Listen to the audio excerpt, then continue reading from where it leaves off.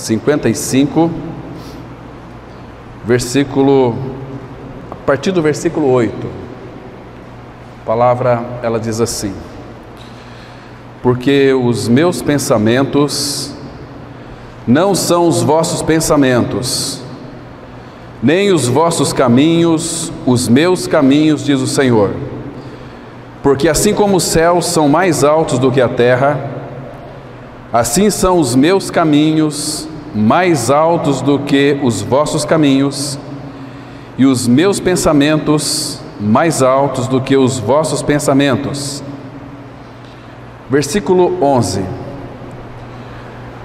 assim será a palavra que sair da minha boca, não voltará para mim vazia, mas fará o que me apraz e prosperará naquilo para que a designei.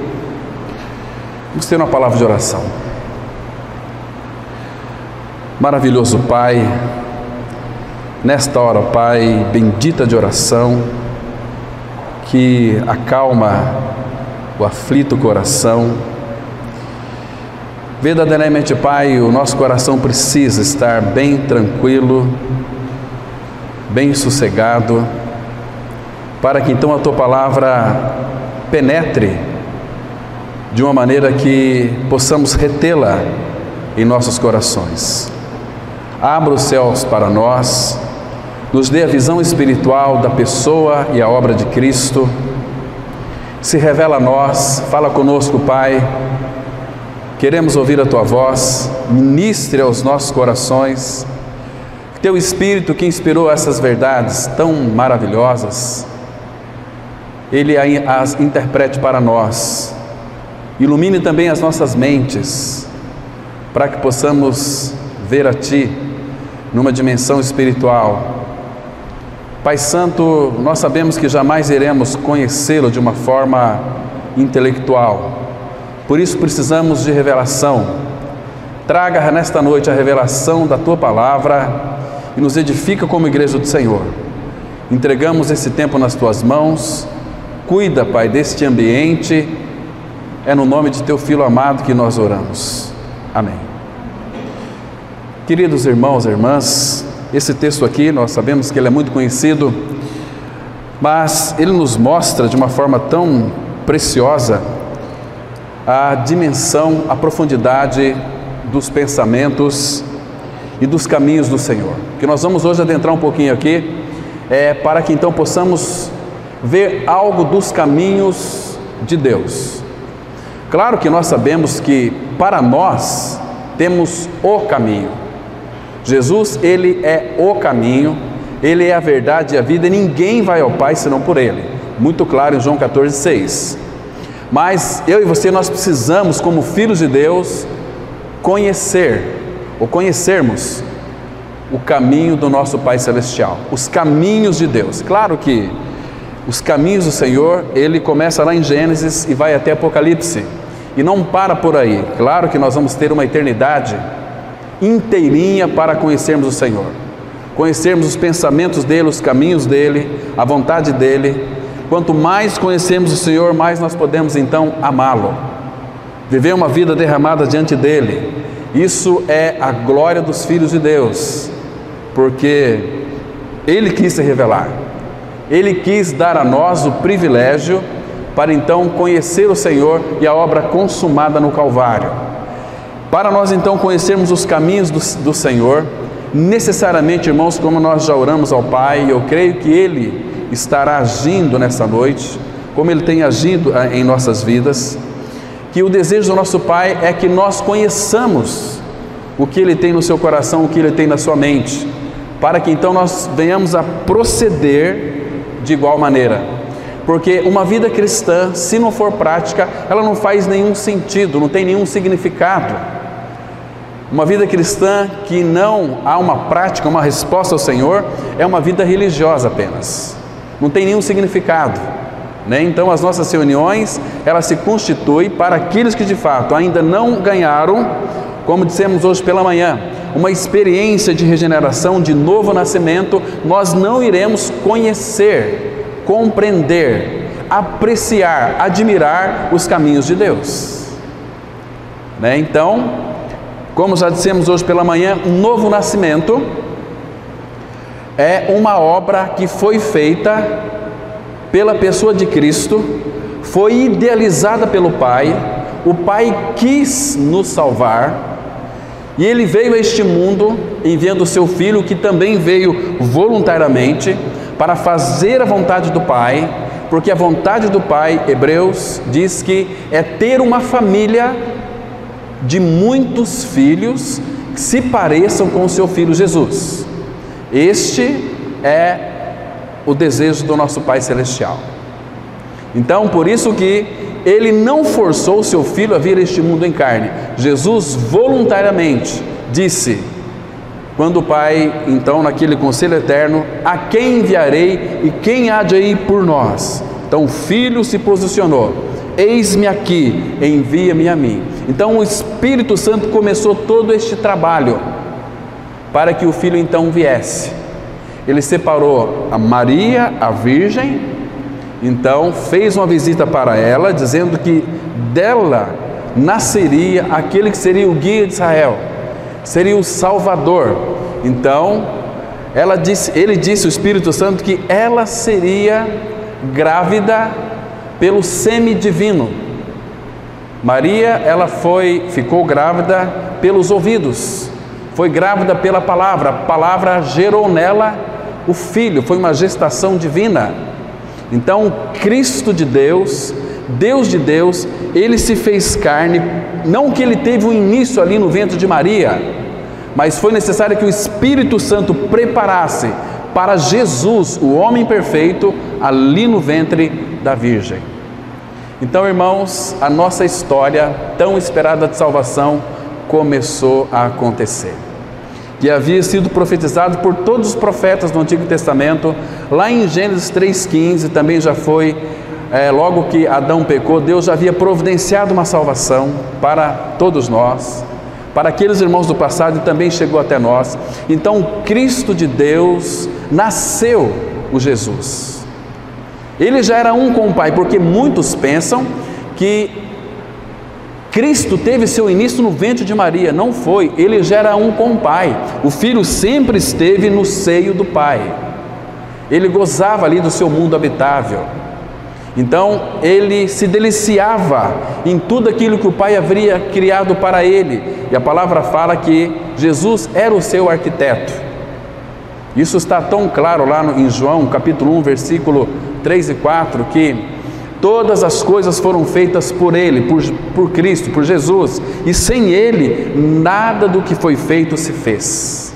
Então o Pai criava as coisas pela sua palavra. Essa palavra é o Logos, é o Verbo, que um dia Ele se faria carne na pessoa de Jesus Cristo, que nasceu, Ele veio a este mundo. Não fomos nós, não é eu e você que vamos até Deus, foi Deus que veio até nós na pessoa de Cristo. Ele se fez carne, Ele quis ser o nosso amigo, Ele quis mostrar para nós que é possível nós termos acesso a Deus o Pai, mas teria que ser através de Cristo.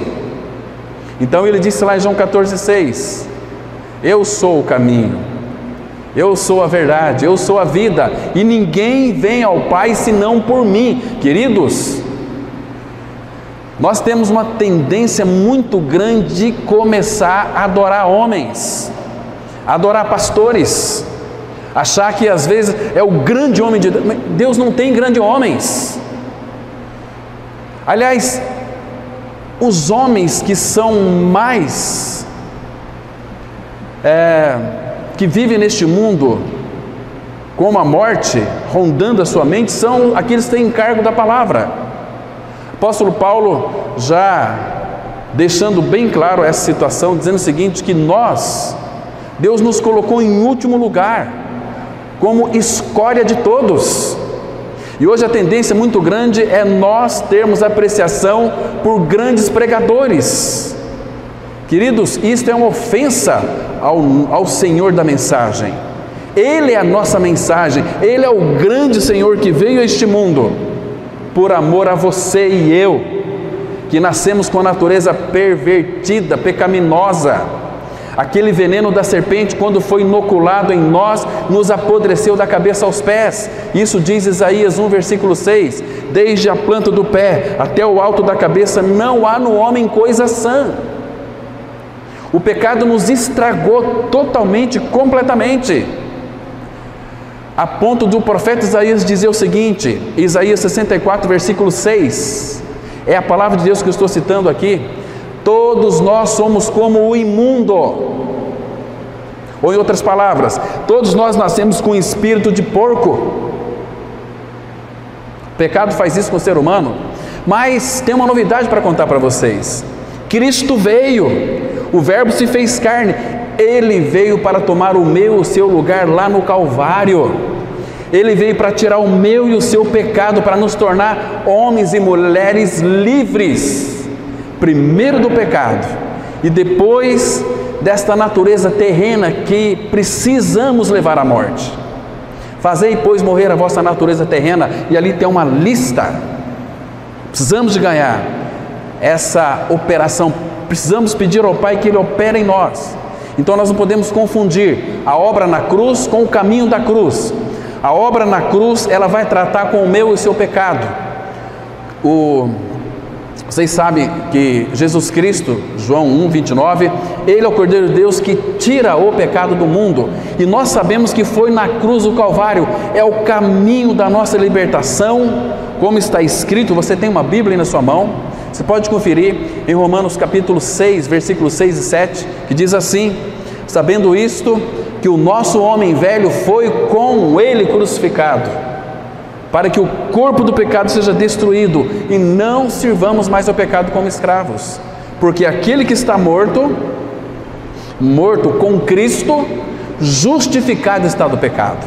Sem esta experiência, o nosso cristianismo não é o das Escrituras, não é o verdadeiro, é o dos conceitos religiosos. Agora, Cristo veio e morreu numa cruz, Ele nos substituiu, morrendo no nosso lugar.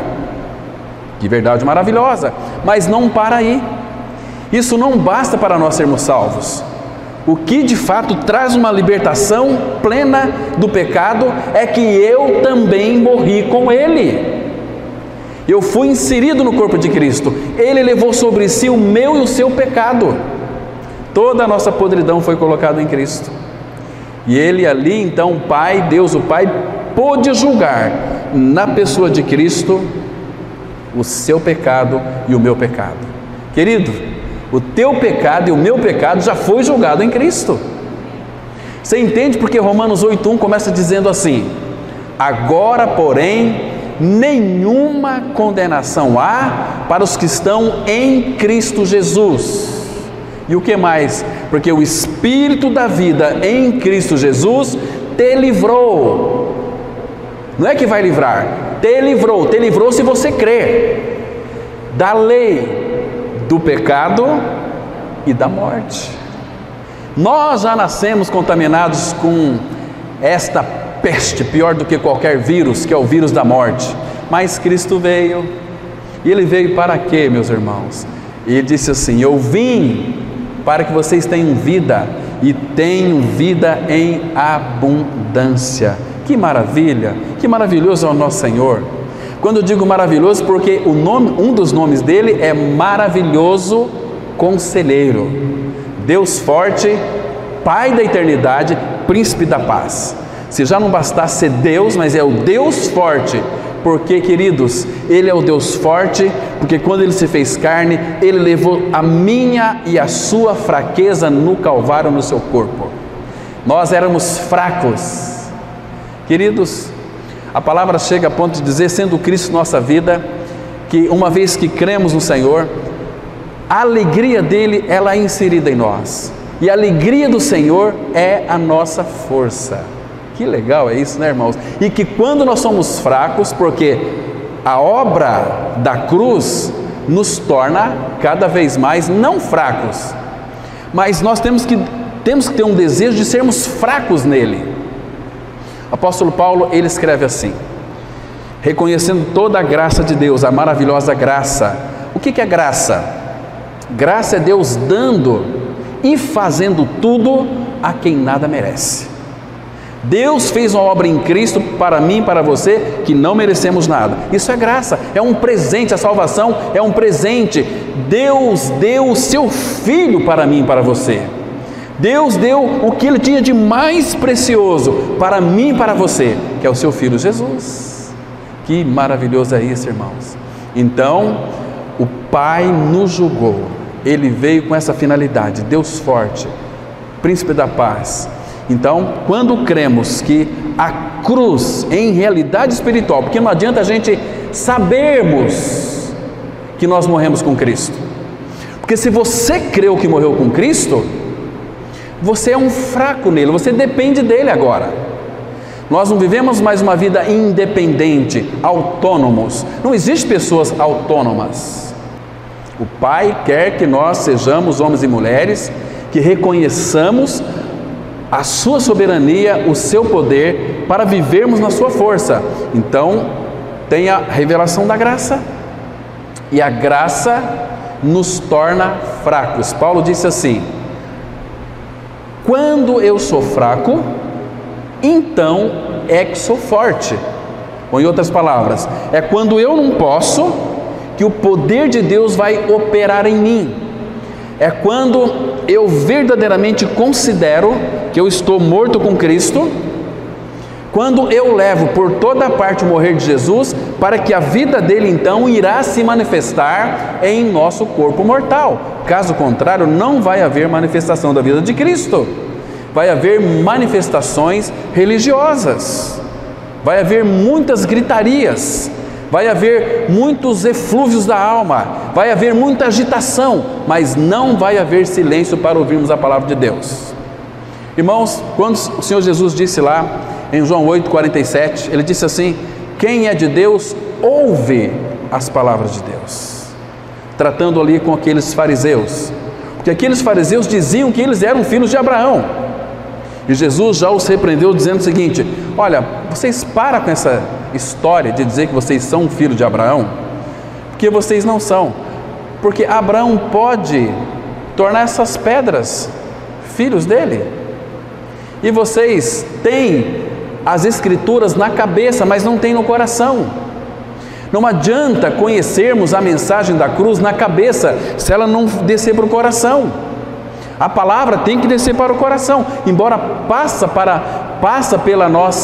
pelo nosso entendimento, pela nossa intelectualidade, pela nossa racionalidade, mas ela tem que descer para o coração. Nós temos que desejar que esta palavra seja retida em nosso coração. Por isso aqui, aquilo que o Senhor então diz para Josué: Josué, toda planta que pisar o vosso pé, eu te darei.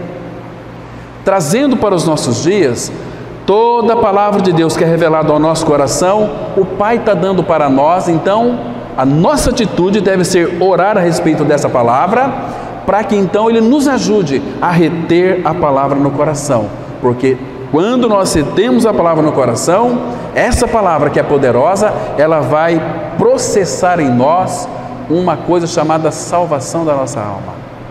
Ela vai fazer com que realmente os nossos caminhos, que são tortuosos, se adequa aos caminhos do Senhor. Cristo é o nosso caminho, mas o Deus, o Pai, tem muitos caminhos. Ele disse aqui em Isaías: observa, irmãos, que os meus pensamentos não são os vossos pensamentos. Irmãos, começar aqui pelo pensamento. Como têm sido os nossos pensamentos? Os nossos pensamentos nos afastam de Deus ou nos aproximam de Deus? Será que se nós pudéssemos colocar aqui no Data Show os pensamentos de cada um de nós fossem expostos, quem seria o primeiro para que fosse então projetados os seus pensamentos aqui? E eu creio que ninguém. Nós temos pensamentos ocultos em nosso interior, que nós sabemos que é uma vergonha, meus irmãos. Não é isso? Queridos, o profeta Jeremias, ele disse assim, lá em Jeremias 14, versículo 4: até quando vocês vão hospedar maus pensamentos? Até quando? Por que vocês não pensem os meus pensamentos? E para pensarmos os pensamentos de Deus, necessariamente nós precisamos conhecer os caminhos de Deus pela palavra. Porque, queridos irmãos, quais são os pensamentos que Deus tem a nosso respeito? Lá em Jeremias 29, versículo 11, ele disse assim: porque eu sei que pensamento que tenho a vosso respeito, pensamentos de paz e não de mal, para vos dar o fim que vós desejais. Irmãos, no fundo do nosso coração, o que nós desejamos é uma vida, presta atenção aqui que isso é muito importante, é uma vida onde não tem sofrimento, onde não tem dor, onde não tem falta de alegria, falta de felicidade, é uma vida plena. O problema é que o diabo enganou as nossas mentes, fazendo com que nós tenhamos pensamentos que nós vamos ter isto neste mundo. Não é neste mundo. Neste mundo o Senhor Jesus foi muito claro: no mundo vocês terão aflições, terão sofrimentos, terão dor. Este mundo é um deserto, meus irmãos. Então nós temos que adequar os nossos pensamentos aos pensamentos do Senhor e pensar biblicamente aquilo que Ele quer que nós pensemos. O que Paulo fala lá em Filipenses capítulo 4, versículo 8? Vamos para lá, acompanhem comigo aqui, irmãos. Deixa eu ler para vocês aqui 2 versículos muito interessantes que pode ajudar os irmãos naquilo que concerne aos pensamentos. Filipenses 4, versículo 8 e 9, ele diz assim, o apóstolo Paulo, inspirado pelo Espírito do Senhor. Filipenses 4, versículo 8: finalmente, irmãos, tudo que é verdadeiro, tudo que é respeitável, tudo que é justo, tudo que é puro, tudo que é amável, tudo que é de boa fama, se alguma virtude há e se algum louvor existe, seja isso o que ocupe o vosso pensamento. Queridos, infelizmente, eu fico muito triste quando o povo do Senhor, que deveria ter os olhos na palavra, pensar os pensamentos de Deus, estão pensando como o sistema tem inserido na nossa mente.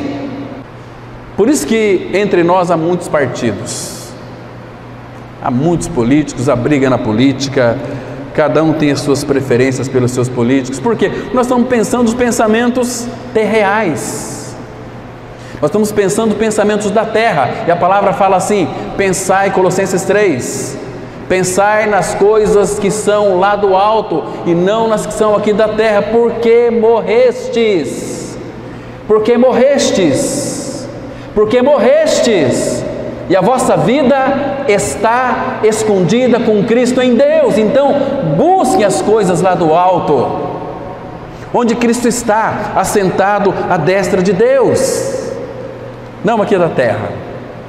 Os que estão preocupados pensando nas coisas da terra, Paulo fala aqui em Filipenses 3, versículo 18 a 19, ele diz assim: pois muitos andam entre nós, dos quais repetidas vezes eu vos dizia, e agora vos digo até chorando, que são inimigos da cruz de Cristo, porque não morreram. Se não morreu com Cristo, eles só vão pensar nas coisas terrenas. E diz aqui o verso 19: o destino deles, os inimigos da cruz, o destino deles é a perdição, o Deus deles é o ventre, e a glória deles está na sua infâmia, visto que só se preocupam com as coisas terrenas. Meus pensamentos não são os vossos pensamentos, diz o nosso Senhor. Então, irmãos, nós morremos. Morremos para quê? Paulo fala em Gálatas capítulo 6, versículo 14: mais longe esteja de mim gloriar-me, senão na cruz de nosso Senhor Jesus Cristo, pelo qual o mundo está crucificado para mim e eu para o mundo. Ou em outras palavras, eu morri para o mundo no corpo de Cristo e o mundo morreu para mim. Então, irmãos, sabe o que Paulo está dizendo aqui? Sabe o que isso significa? Você está em Filipenses?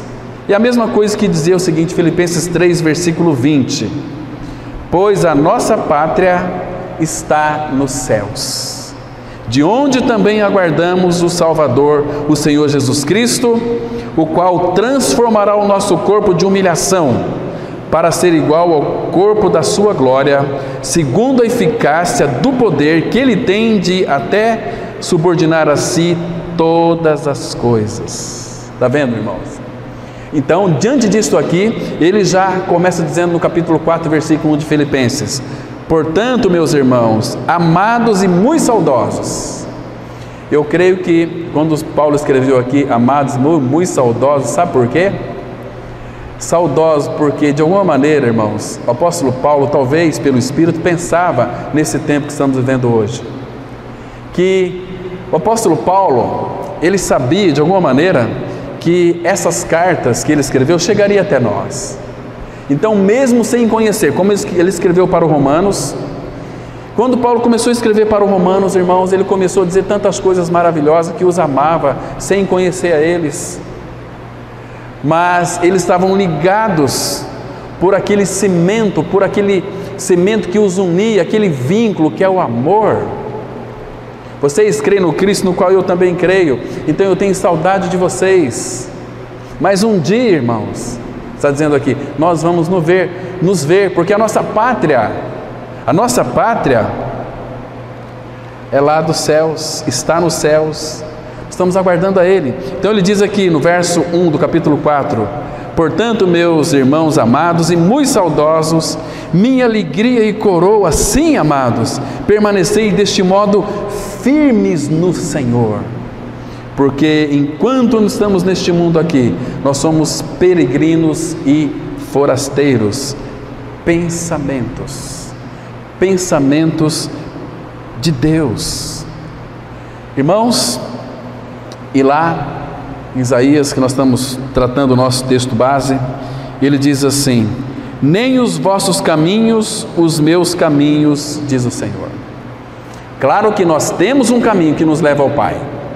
1 Pedro 3,18 vai dizer que Jesus, ele morreu uma vez pelos nossos pecados, o justo pelos injustos, para nos conduzir a Deus. Ou, em outras palavras, está dizendo, Pedro está interpretando aquilo que ele ouviu de Jesus: eu sou o caminho, a verdade e a vida, ninguém vem ao Pai senão por mim. Então Pedro acrescentou algo mais, que Jesus é o justo que morreu pelos injustos. Então não existe ninguém injusto na face da terra.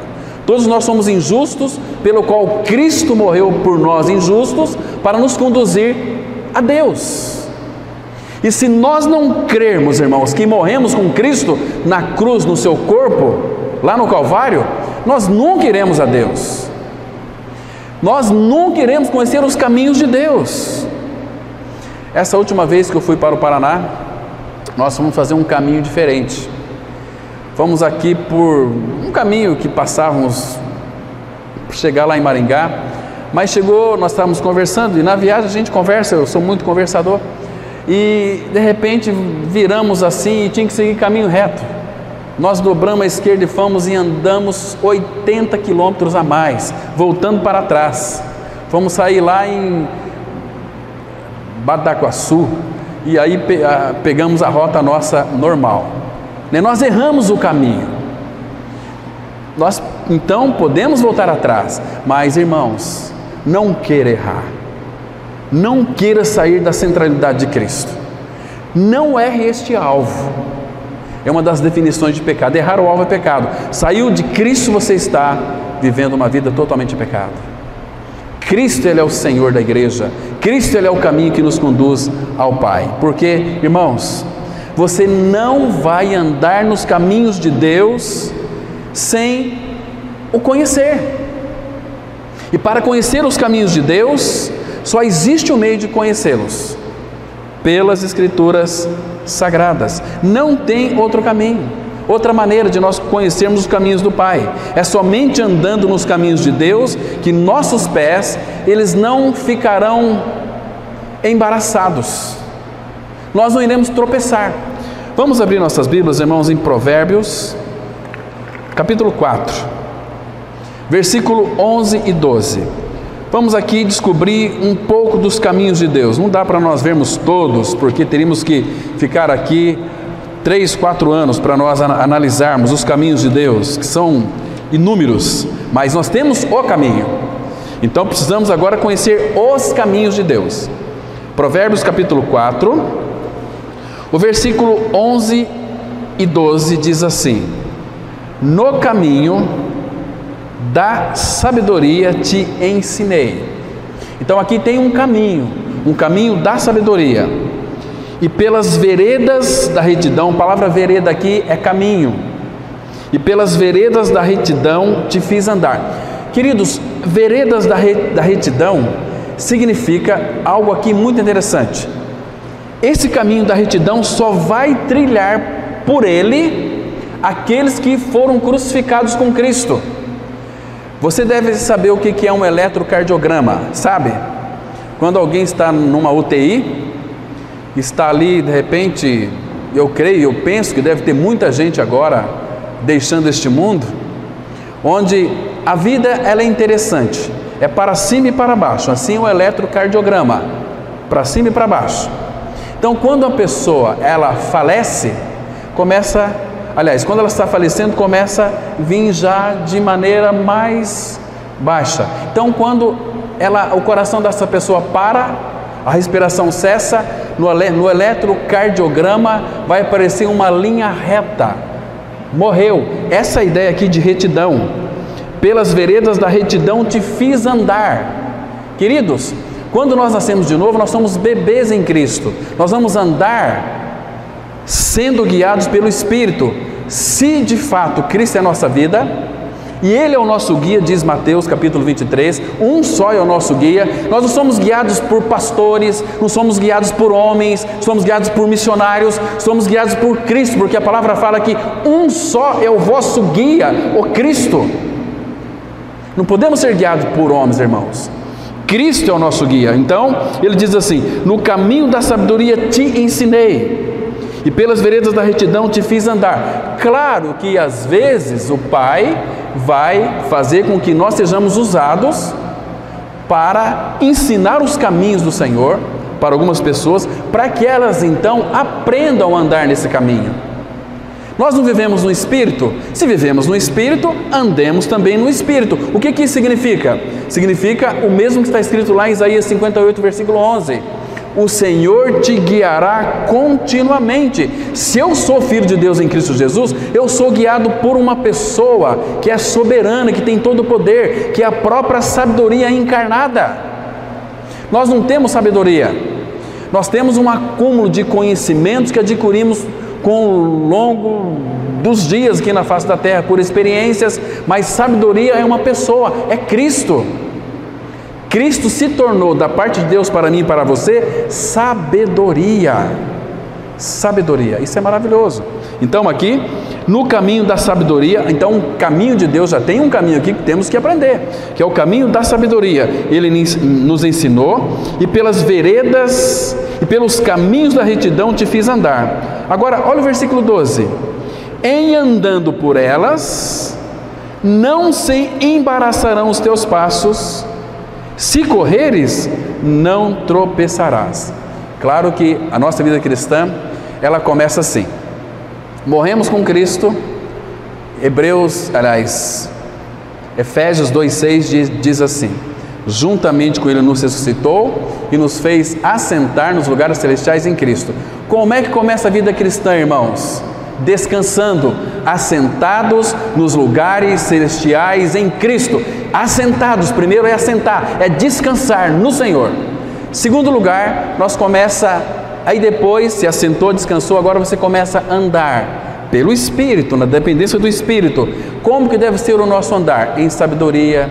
Paulo, escrevendo aos Efésios, ele diz lá, capítulo 4, versículo 1 e 2, andai em amor, andai com mansidão, andai com longanimidade, e por aí vai. Então, essa aqui é a ideia aqui, mas ela termina correndo, lá em Hebreus 12, correi a carreira que está proposta, olhando firmemente para Jesus, o autor e o consumador da fé. Então, tem estágios na nossa vida cristã. assentados, andando, nós terminamos a carreira correndo. Como diz aqui, se correres você não vai tropeçar, porque você está andando, caminhando no trilho da palavra, está correndo no trilho da palavra, não tem como nós tropeçar. Sabe por quê? Porque ele disse lá no profeta Isaías, vamos lá comigo, para vocês verem, capítulo 41, Isaías 41, verso 10.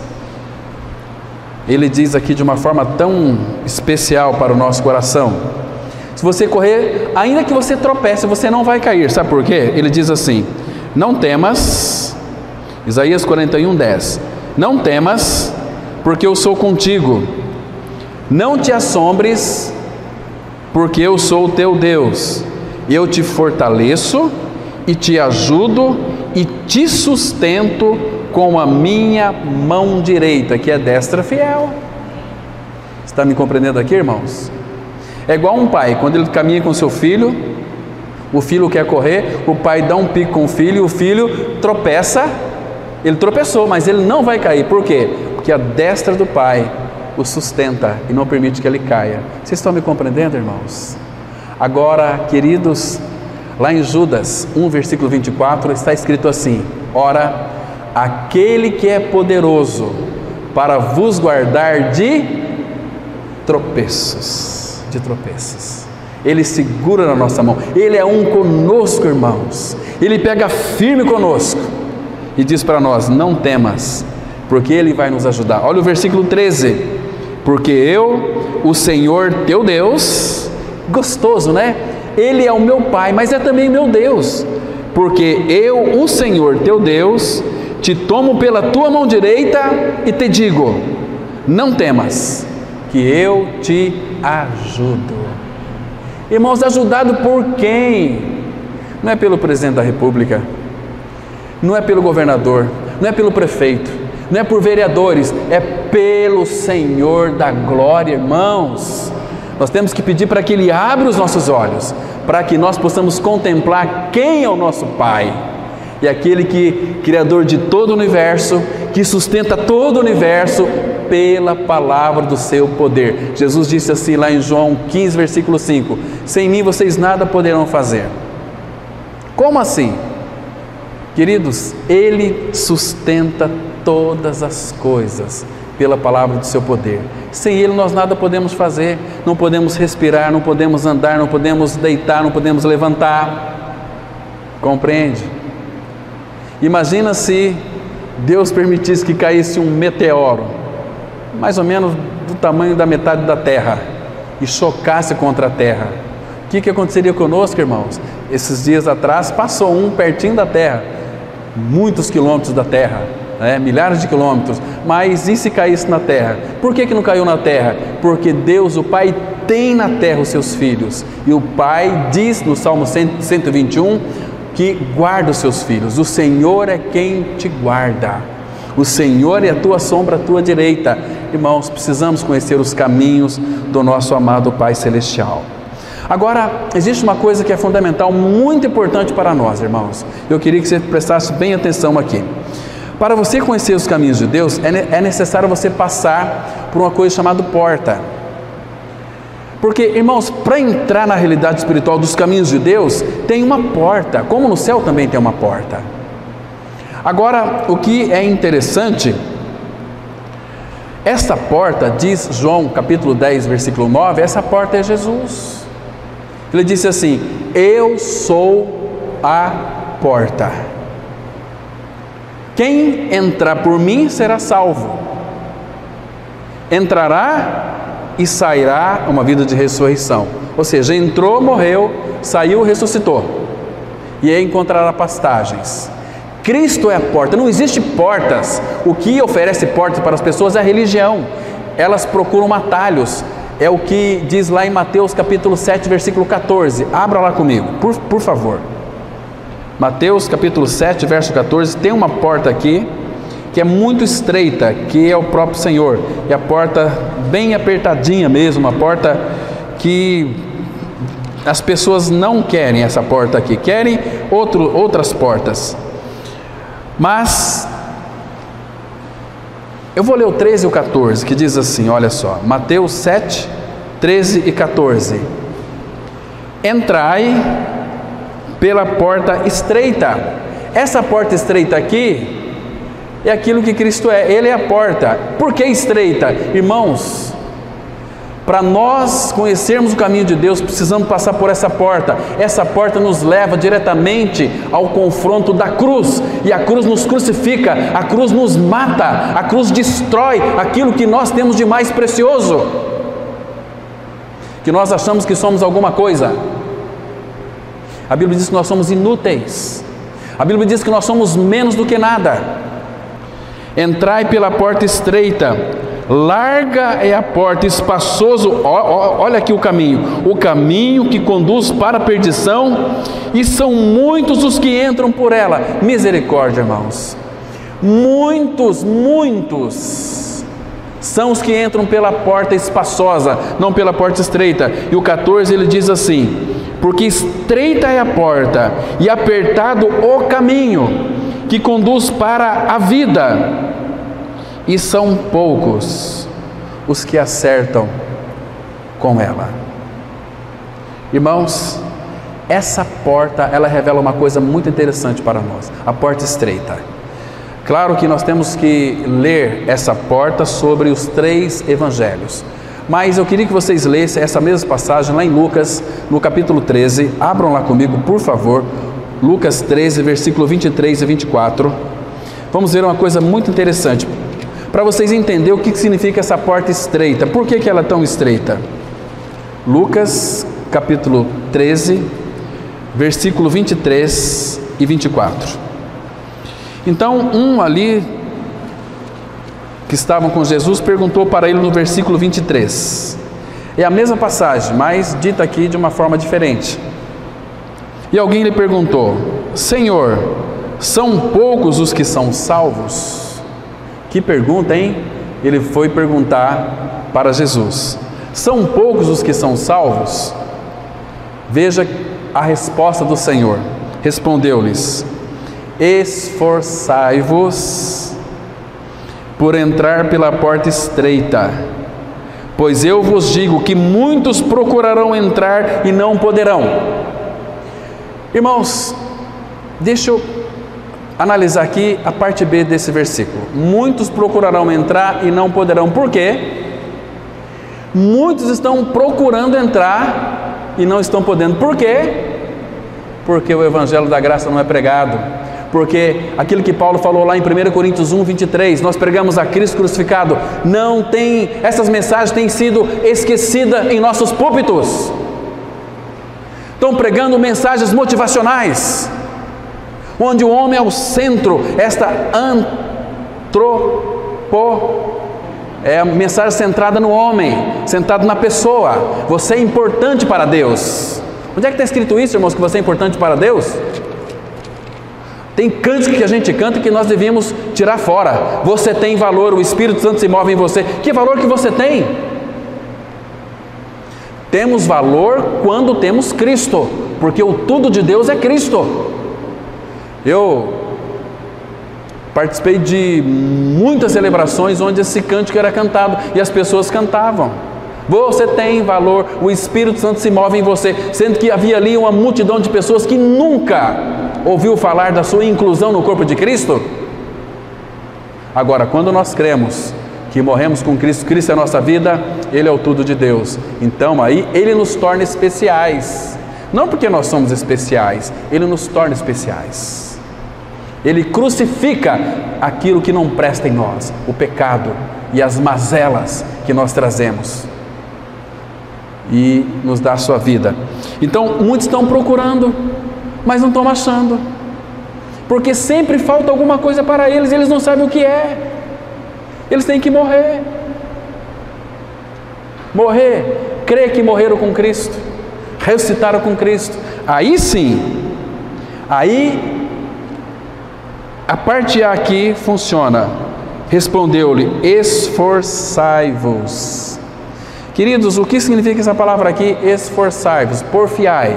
O que é porfiai? Aqui no grego, meus irmãos, significa agonizomai. É uma luta. A palavra agonizomai é o original aqui da palavra esforçai-vos, que significa luta, que significa perseverança. Todo filho de Deus é perseverante, irmãos, em seguir o Senhor por onde quer que Ele vá. Muitos ficam como ficou prostrados lá no deserto, 40 anos, os seus corpos ficaram prostrados no deserto, não entraram na plenitude de Cristo. Hoje também a história está se repetindo. As pessoas não se agonizam por causa de Cristo, não se esforçam pelo Senhor, não lutam pelo Senhor, não são perseverantes pelo Senhor, porque tem coisas que ocupam o lugar de Cristo na nossa vida, irmãos. Eu concordo plenamente lá em Daniel, diz que a nós só cabe o corar de vergonha. Corar de vergonha. Ele fez tudo por nós, irmãos. Então, agonizomai significa luta, perseverança. Então, quando você passa pela porta, então agora você precisa percorrer o caminho. E esse caminho chama-se peregrinação. O que significa peregrino? O que é um peregrino? É um viajante. Nós temos um cântico que nós cantamos aqui. A palavra forasteiro, somos peregrinos e forasteiros. 1 Pedro 2,11 vai mostrar que somos peregrinos e forasteiros nessa terra. Forasteiro significa estrangeiro. Nós, irmãos, não pertencemos mais a este mundo. A nossa pátria está nos céus. Nós vamos voltar para a nossa casa logo, logo. Questão de tempo. Então não fique encantado com este mundo, não. Este mundo passa, como também a sua concupiscência. Paulo fala aqui lá em 1 Coríntios que a aparência deste mundo passa. João dizendo, escrevendo a sua carta, 1 João 2,15, não ameis o mundo nem as coisas que há no mundo, porque tudo que há no mundo, a concupiscência dos olhos, a concupiscência da carne, a soberba da vida, não procede do Pai, mas do mundo. Se alguém amar o mundo, diz Tiago, o amor do Pai não está nele. Tiago também fala que aquele que se constitui amigo do mundo, aquele que é amigo do mundo, constitui-se inimigo de Deus. Irmãos, qual o caminho que nós estamos trilhando, irmãos? Nós precisamos, irmãos, verdadeiramente andar no trilho da palavra de Deus.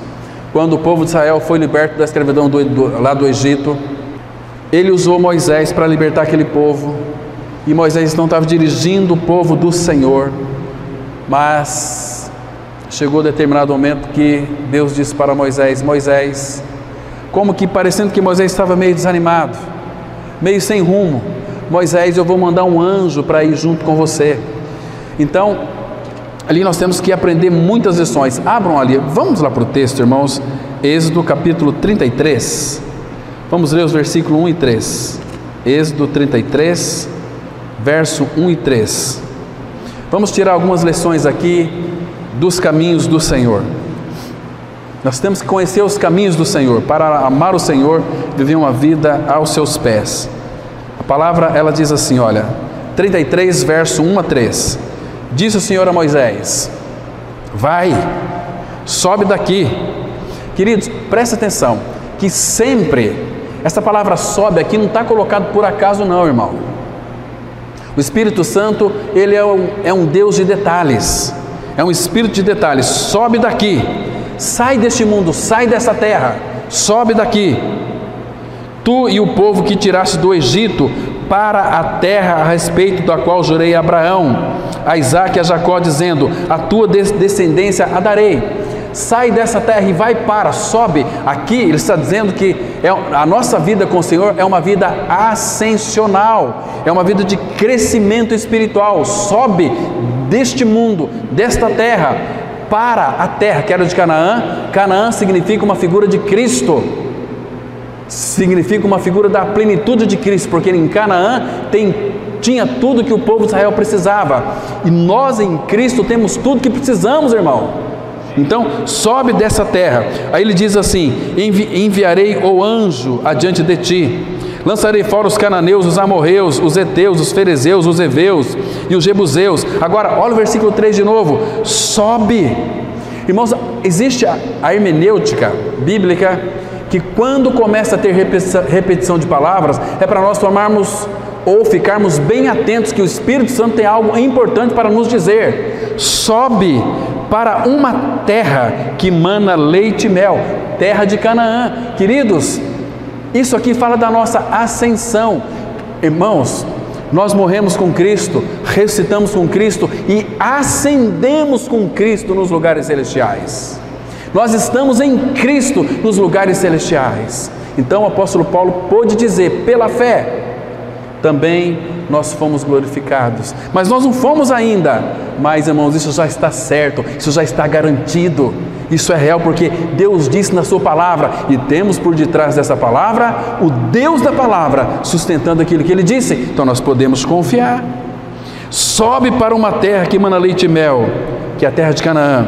Eu não subirei no meio de ti, porque és povo de dura cerviz, para que te não consuma eu no caminho. Então eles tinham um caminho a percorrer rumo a Canaã, olhando para Jesus. Mas, queridos irmãos, isso aqui eu penso que trouxe muito peso para o coração de Moisés. Então, mais para frente, veja o que Moisés disse para o Senhor no versículo 12. Disse Moisés ao Senhor: Tu me dizes. Você imagina aqui, irmãos, que intimidade que Moisés tinha com o Senhor, conversa agradável um com o outro. Nós podemos ter também, irmãos. Nós podemos chegar diante do trono da graça a hora que você quiser. Basta você abrir a sua boca e falar: Pai, em nome de Jesus, você vai para o trono. Disse Moisés ao Senhor: Tu me dizes, faze subir este povo, porém não me deste a saber a quem hás de enviar comigo. Contudo disseste: conheço pelo teu nome, também achaste graça aos meus olhos. Agora olha o versículo 13, irmãos. Veja aqui a oração de Moisés. Ele disse para o Senhor: Agora, pois, se achei graça aos teus olhos, rogo-te que me faças saber neste momento o teu caminho, para que eu te conheça e ache graça aos teus olhos, e considera que esta nação é o teu povo. Agora veja a resposta do Senhor, verso 14. Respondeu-lhe: a minha presença irá contigo, e eu te darei descanso. Descanso no caminho. Agora, irmãos, nós temos o descanso. Cristo é o nosso descanso. Ele habita dentro de nós. Sendo o nosso descanso, Ele é aquele que vai levar as nossas cargas por todo o nosso caminho. Lembra lá do Salmos 68, versículo 19? Bendito seja Deus, que dia a dia leva o nosso fardo. Então Ele nos faz descansar. Ele é o nosso pastor, e o nosso pastor, Ele nos faz descansar em pastos verdejantes. Isso é tão maravilhoso, irmãos. Nós precisamos, de alguma maneira, buscar aos pés do Senhor, para que nós possamos conhecer os seus caminhos. Irmãos, na nossa vida, nós temos tantos caminhos, mas você já conseguiu identificar qual é o caminho do Senhor para a sua vida? Estou dizendo que o caminho nosso é Cristo, mas nos caminhos, deixa eu citar para vocês um exemplo aqui, nós vamos encerrar já essa reflexão. Irmãos, neste mundo nós sabemos, como disse o nosso próprio Senhor, iremos passar por muitas adversidades, por muitas tribulações, por muitos sofrimentos, por muitas tormentas. Está aí um detalhe importante: tormentas. Quando nós estamos em tormentas, o que é tormentas? Aquelas tempestades, os ventos contrários. Parece que a gente não consegue, quanto mais nós estamos remando, mais nós estamos indo para trás. O que fazer, irmãos? Como saber os caminhos de Deus? Abra em Naum, capítulo 1, versículo 3. Naum, pode procurar que está aí na sua Bíblia. Naum, capítulo 1, versículo 3. Antes de Abacuque. Naum 1, versículo 3. Então vai ter aqueles momentos tão difíceis na nossa vida, irmãos, de ventos contrários, de tormentas, de tempestades terríveis. Mas será que o Senhor tem um caminho para mim nessas tormentas? Claro que tem. A palavra fala assim, Naum 1, versículo 3. o Senhor é tardio em irar-se, mas grande em poder e jamais inocente o culpado. O Senhor tem o seu caminho na tormenta e na tempestade, na tormenta e na tempestade, e as nuvens são o pó dos seus pés.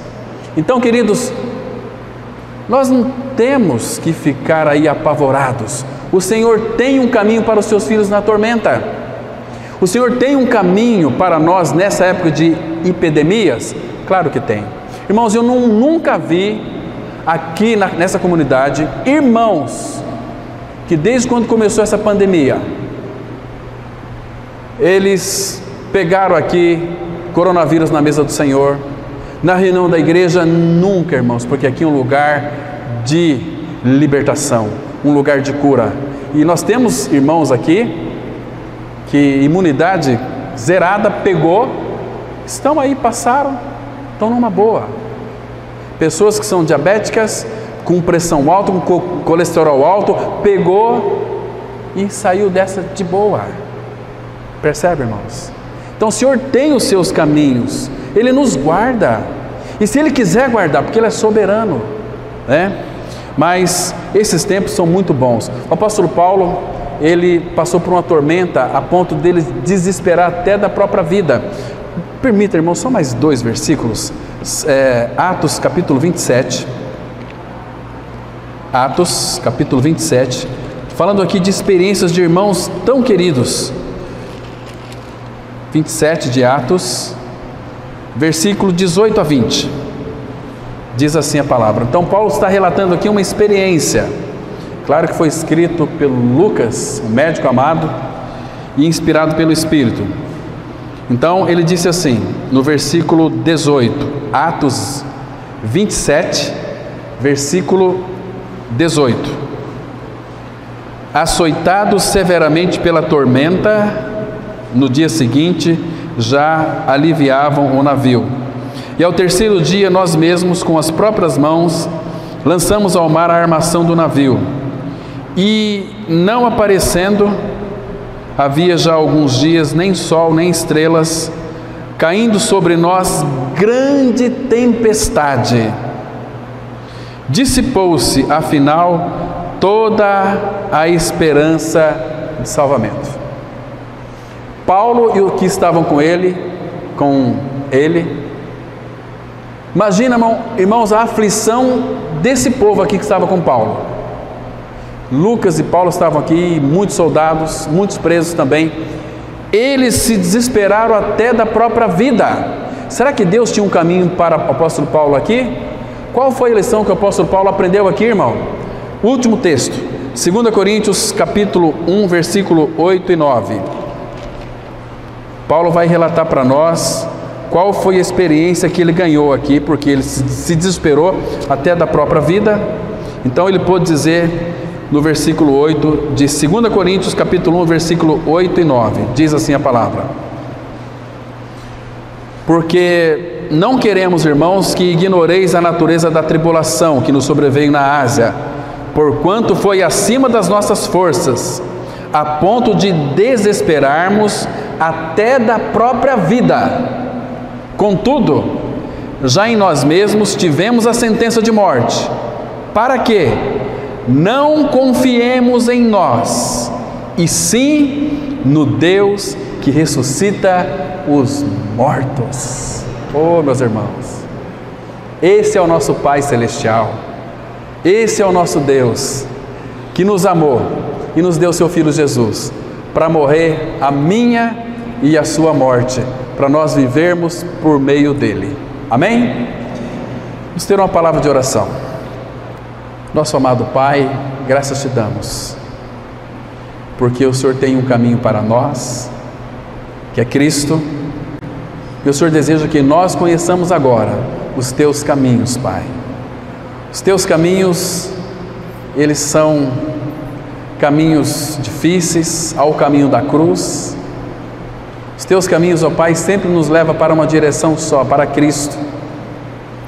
Ó Pai, sabemos que nós iremos enfrentar muitas dificuldades ainda, muitos problemas, Mas queremos, ó Pai, diante desses problemas, que Tu nos dê a sabedoria, o discernimento e a visão espiritual para vermos os Teus caminhos em todas essas dificuldades, ó Pai. E continue falando conosco, ó Pai, continue colocando em nossos corações uma disposição para conhecer-te a Ti, o único Deus verdadeiro, e a Jesus Cristo a quem Tu enviaste. E é no nome de Cristo que nós rogamos ao Senhor que nos dê uma semana, se o Senhor permitir, guardado em Teu nome. Que essa noite seja uma noite muito agradável, porque nós iremos dormir e logo pegar no sono, porque só Tu, Senhor, nos fazes repousar com segurança. Em nome de Jesus nós oramos agradecidos. Amém.